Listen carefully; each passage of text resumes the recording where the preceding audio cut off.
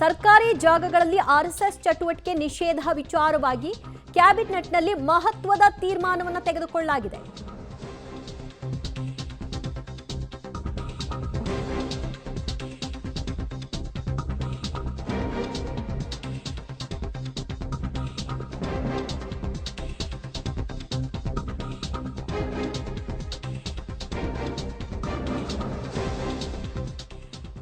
ಸರ್ಕಾರಿ ಜಾಗಗಳಲ್ಲಿ ಆರ್ಎಸ್ಎಸ್ನ ಚಟುವಟಿಕೆಗೆ ನಿಷೇಧವನ್ನ ಹೇರಿ ಸಚಿವ ಸಂಪುಟದಲ್ಲಿ ಆದೇಶವನ್ನ ಮಾಡಲಾಗಿದೆ. ಕ್ಯಾಬಿನೆಟ್ನಿಂದ ಬರ್ತಾ ಇರುವಂತಹ ಸುದ್ದಿ, ಸರ್ಕಾರಿ ಜಾಗಗಳಲ್ಲಿ ಆರ್ಎಸ್ಎಸ್ನ ಚಟುವಟಿಕೆ ಅಂದ್ರೆ ಸರ್ಕಾರಿ ಶಾಲೆ, ಕಾಲೇಜು, ಮೈದಾನ ಇಂತಹ ಸ್ಥಳಗಳಲ್ಲಿ ಇಲ್ಲಿಯವರೆಗೂ ಆರ್ಎಸ್ಎಸ್ ಯಾವ ರೀತಿಯಾಗಿ ತನ್ನ ಕಾರ್ಯಕ್ರಮಗಳನ್ನ ಮಾಡ್ಕೊಳ್ತಾ ಇತ್ತು, ಇನ್ನು ಮುಂದಿನ ದಿನಗಳಲ್ಲಿ ಇದಕ್ಕೆ ಅವಕಾಶ ಇರಲ್ಲ. ಅನುಮತಿಯ ಮೇರೆಗೆ ಮಾಡಬಹುದಾ ಅಂದ್ರೆ ಅದು ಕೂಡ ಇಲ್ಲ. ಸರ್ಕಾರಿ ಜಾಗಗಳಲ್ಲಿ ಮಾಡಬಾರದು ಅನ್ನುವ ತೀರ್ಮಾನಕ್ಕೆ ಬಂದಿದ್ದಾರೆ. ಸರ್ಕಾರಿ ಶಾಲೆ, ಕಾಲೇಜುಗಳಲ್ಲಿ ಆರ್ಎಸ್ಎಸ್ ಚಟುವಟಿಕೆ ಅನುಮತಿಯನ್ನು ನಿಷೇಧ ಮಾಡಲಾಗಿದೆ. ಇದಕ್ಕೆ ಸಂಬಂಧಪಟ್ಟ ಹಾಗೆ ತಮಿಳುನಾಡಿನಲ್ಲಿ ಯಾವ ರೀತಿಯ ತೀರ್ಮಾನವನ್ನು ತೆಗೆದುಕೊಳ್ಳಲಾಗಿದೆ, ಅಲ್ಲಿ ಅದು ಹೇಗೆ ಕಾರ್ಯರೂಪಕ್ಕೆ ಬಂದಿದೆ, ಅದರ ಆಧಾರದ ಮೇಲೆ ನಾವು ತೀರ್ಮಾನ ತೆಗೆದುಕೊಳ್ತೀವಿ ಅಂತ ಹೇಳಿದ್ರು. ಆಲ್ಮೋಸ್ಟ್ ಅದೇ ರೀತಿಯ ವಿಚಾರವನ್ನ ಇಲ್ಲಿಯೂ ಕೂಡ ಪ್ರಸ್ತಾಪ ಮಾಡಿದ ಹಾಗೆ ಕಾಣಿಸ್ತಾ ಇದೆ, ನಿರ್ಧಾರವನ್ನ ಮಾಡಿದ ಹಾಗೆ ಕಾಣಿಸ್ತಾ ಇದೆ.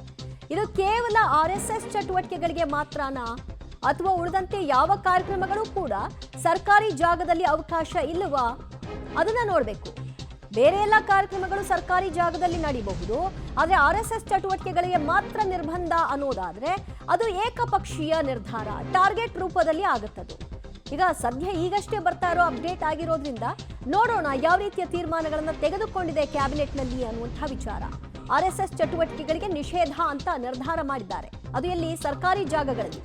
ಆರ್ಎಸ್ಎಸ್ ಬೈಠಕ್, ಕವಾಯತಿಗೆ ನಿರ್ಬಂಧವನ್ನ ವಿಧಿಸಲಾಗಿದೆ. ಸರ್ಕಾರಿ ಜಾಗದಲ್ಲಿ ಆರ್ಎಸ್ಎಸ್ನ ಬೈಠಕ್ ಮತ್ತು ಕವಾಯತಿಗೆ ಇನ್ನು ಮುಂದಿನ ದಿನಗಳಲ್ಲಿ ಅವಕಾಶ ಇರಲ್ಲ. ನಿಯಮ ಮೀರಿ ಏನಾದರೂ ಮಾಡಿದ್ದೇ ಆದ್ರೆ ಆಗ ಕಾನೂನು ಪ್ರಕಾರವಾಗಿ ಕ್ರಮವನ್ನ ತೆಗೆದುಕೊಳ್ಬೇಕಾಗತ್ತೆ ಅನ್ನುವಂಥದ್ದು. ಅದಕ್ಕೆ ಯಾವ ರೀತಿಯ ಕಾನೂನುಗಳನ್ನ ರೂಪಿಸ್ತಾರೆ ಅನ್ನೋದನ್ನ ನೋಡಬೇಕು. ಸದ್ಯ ಕ್ಯಾಬಿನೆಟ್ನಲ್ಲಿ ಈಗಷ್ಟೇ ಕೆಲ ನಿಮಿಷಗಳ ಹಿಂದಷ್ಟೇ ಕ್ಯಾಬಿನೆಟ್ ಆರಂಭ ಆಗಿತ್ತು. ಇದೇ ವಿಚಾರವಾಗಿ ಪ್ರಸ್ತಾಪವನ್ನ ಮಾಡಲಾಯಿತು. ಹೇಗೆ ಇದಕ್ಕೆ ನಿರ್ಬಂಧವನ್ನು ವಿಧಿಸಬೇಕು ಅನ್ನುವಂತಹ ವಿಚಾರದಲ್ಲಿ ಮಾತನಾಡಿದ್ದಾರೆ. ಆರ್ಎಸ್ಎಸ್ ಚಟುವಟಿಕೆಗೆ ಸರ್ಕಾರ ಮೂಗುದಾರವನ್ನ ಹಾಕಿದೆ.